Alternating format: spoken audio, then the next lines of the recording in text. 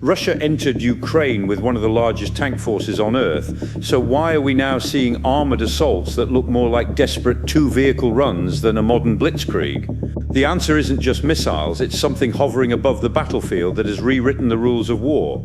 Russia didn't invade Ukraine in 2022 like a country expecting a long war.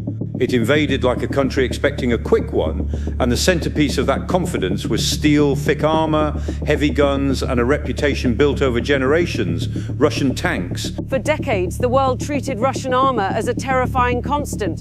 Different eras, different models, same idea: if Russia shows up with mass tanks, the ground will shake, defenses will crack, and cities will fall. But here's the twist.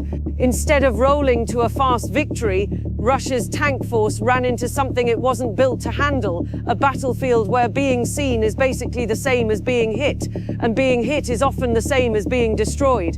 And that one change has quietly pushed Russia into a very different kind of war. Smaller assaults, fewer vehicles, and in some cases, armor used in ways that look borderline suicidal. So today, let's break down what really happened to Russia's tank advantage, what the numbers suggest, what the drone revolution changed, and why even new tanks off the factory line may not solve the problem. Let's start with what everyone believed going in. Russia had scale, lots of it, not just modern tanks, also huge Soviet-era stockpiles. The expectation was simple: even if Ukraine fought hard, Russia could grind forward with armor-heavy formations and replace losses from deep reserves. That logic worked in older wars where detection was limited, targeting was slower, and armor could survive long enough to matter. But Ukraine became the world's clearest example of a new truth. In a drone-saturated battlefield, the first battle is finding you. And once you're found, you're not dealing with one threat, you're dealing with an entire kill chain. A spotting drone finds a tank, coordinates get passed instantly, then it's artillery, FPV drones, mines, anti-tank missiles, sometimes all in the same area within minutes. This is one of the key reasons US Army veteran Brian Powers describes a de-evolution in how Russian forces operate, shifting away from large armored pushes into smaller, predominantly dismounted infantry actions because massing vehicles has become so dangerous. US Army, and once you understand that, you understand the rest of the story. Because Russia didn't just lose tanks, Russia lost the ability to use tanks the way it planned. Now, anytime we talk about losses in an active war, numbers vary depending on methodology, but the trend line is what matters. Russia has taken heavy armored losses on a scale that has forced major tactical adjustments.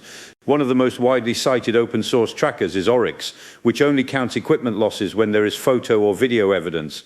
Oryx explicitly notes that its list only includes destroyed vehicles and equipment of which photo or videographic evidence is available, meaning the real total is likely higher.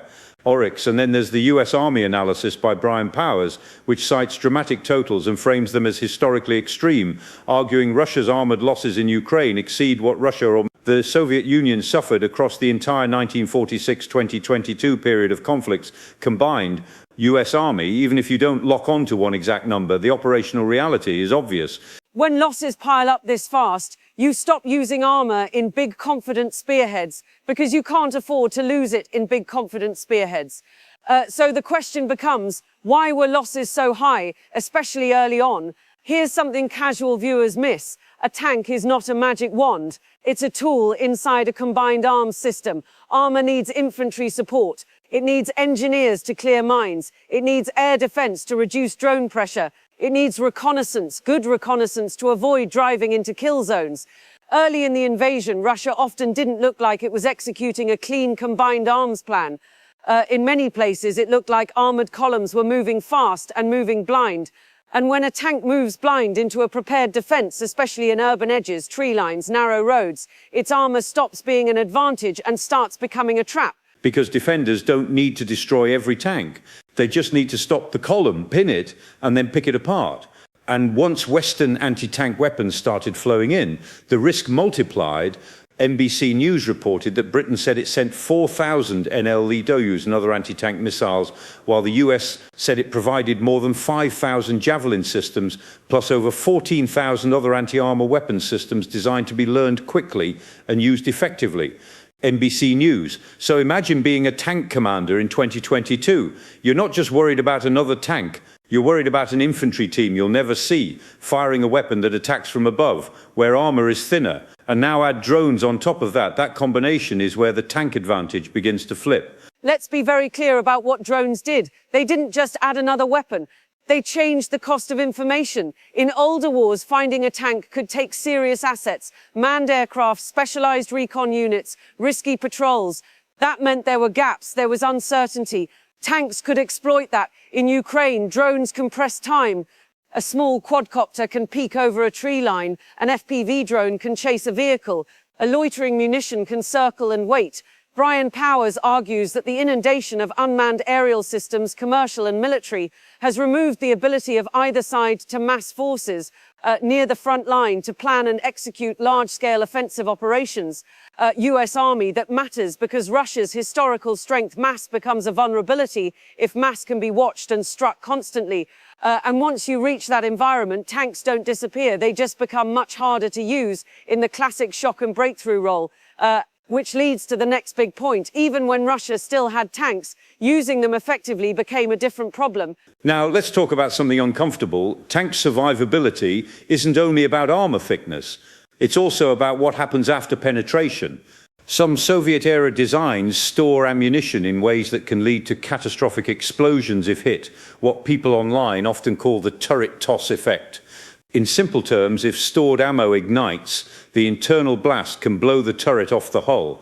That doesn't happen to every tank every time, but it happens enough that it became a symbol of the war, a destroyed hull and a turret thrown like a coin. And here's why drones make that worse. FPV drones can strike from angles.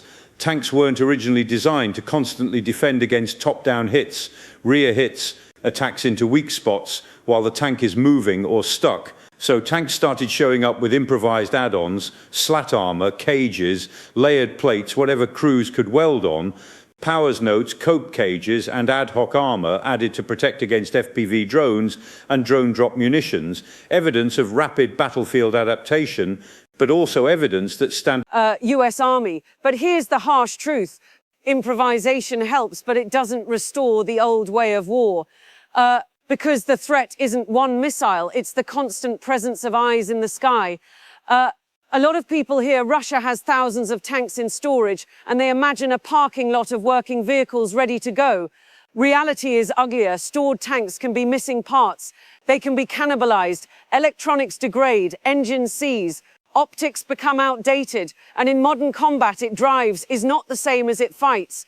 The International Institute for Strategic Studies to assess that Russia has been reactivating large numbers of tanks from storage to keep active inventory stable, estimating that in 2023, Russia reactivated at least 1,180 to 1,280 main battle tanks, plus around 470 IFVs and APCs from storage.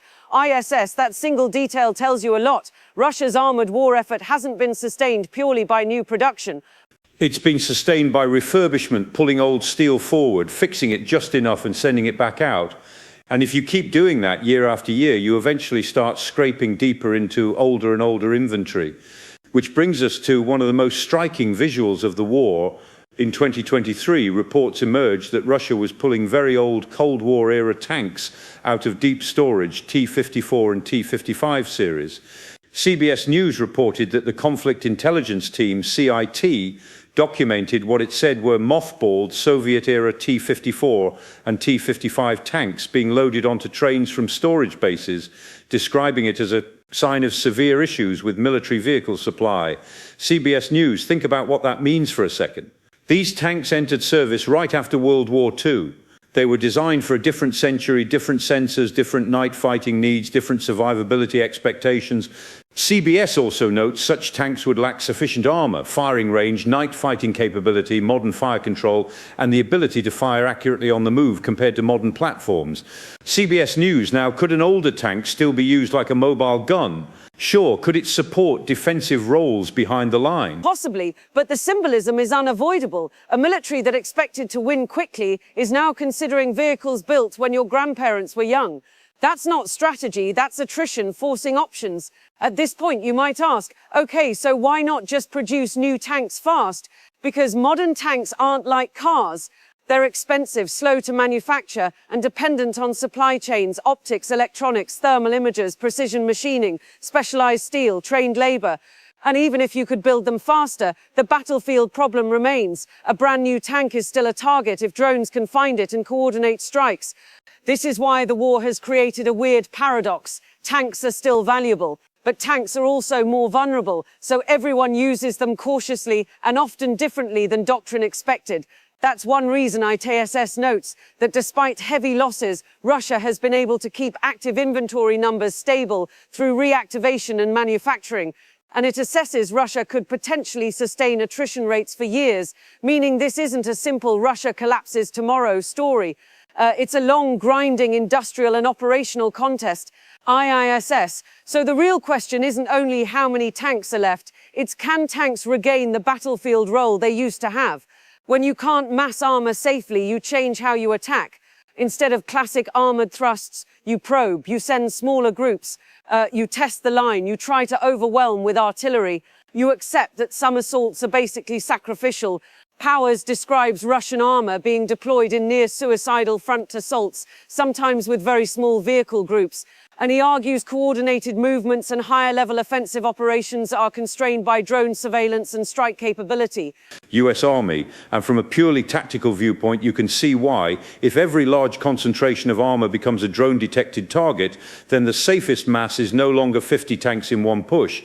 The safest mass might be 2 vehicles here, 3 vehicles there, infantry moving in smaller packets. That's not glamorous, it's not fast, it's not the kind of war Russia's opening plans seem to aim for. But it may be the only kind of war that survives under constant drone pressure.